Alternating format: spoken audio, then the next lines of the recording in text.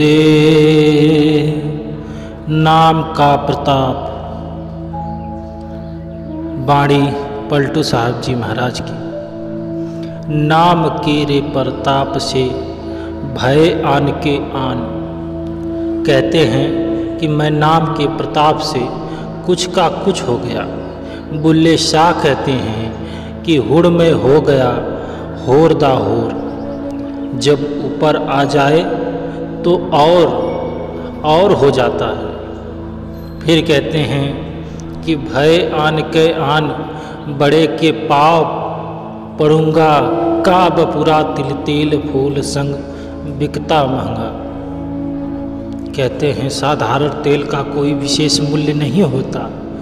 रुपये 6-7 सेर मिल जाता है, परंतु जब उसमें फूल डाल दिए जाते हैं वह फुलेल बन जाता है, तब वह महंगा बिकता है। इस प्रकार संतों की संगत में आकर नाम की कमाई करके मनुष्य की कद्र बढ़ जाती है।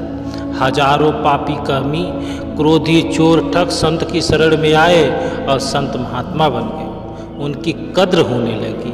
आगे लिखते हैं, संत हैं बड़े दयाल आप सम मोको किन्हा, जैसे भृंगी कीट शिक्षा कछु ऐसी दिन्हा।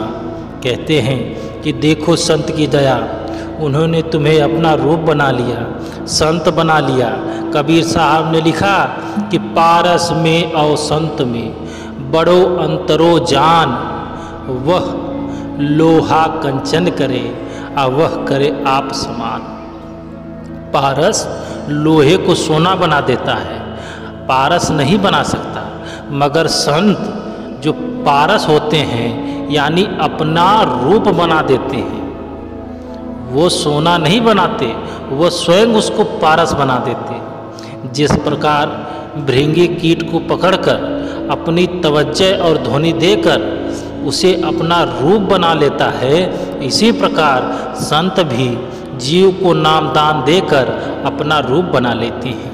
आगे लिखते हैं, राय किया सुमेर अजाया गजराज चढ़ाई, स्वामी होइगा रेड़ रसन की पैज बढ़ाई।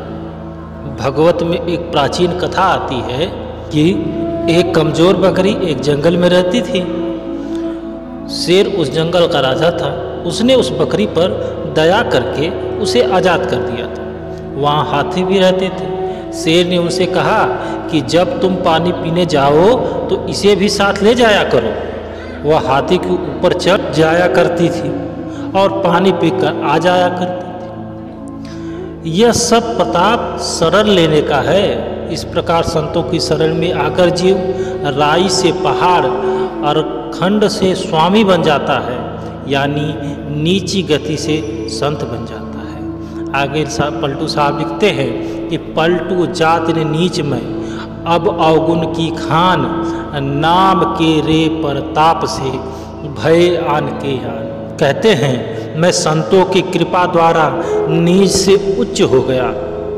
माया छाया के समान है, यह साथ नहीं जाती बल्कि अवगुणों की खान है। संतों की संगति से जीव की काया पलट जाती है। जब संत चले जाते हैं फिर ये अपना विकराल रूप धारण करके जितने भी संत महात्माओं के चिताए जीव हैं उन पर ये अपना प्रहार करती हैं। उस समय जो वो संत उनको रास्ता दिए होते हैं, उनके शिष्यों को चाहिए कि उस पर अडिग होके अपना तन मन लगा करके उस रास्ते पे चले।